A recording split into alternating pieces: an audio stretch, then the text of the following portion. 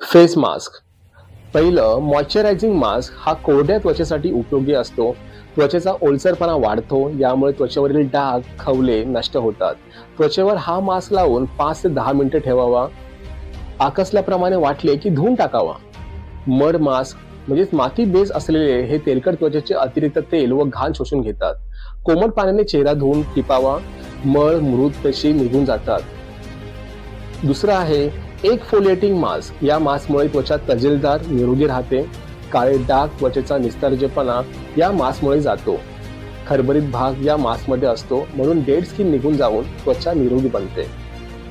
तिसरं आहे peel of mask. या मास्कमध्ये मऊ मुलायम जेल असते. सर्व प्रकारच्या त्वचेला हा उपयुक्त ठरतो व कोरड्या त्वचेला पोषण मिळून त्वचा मुलायम होते. जेल चुकला की सुटून येतो.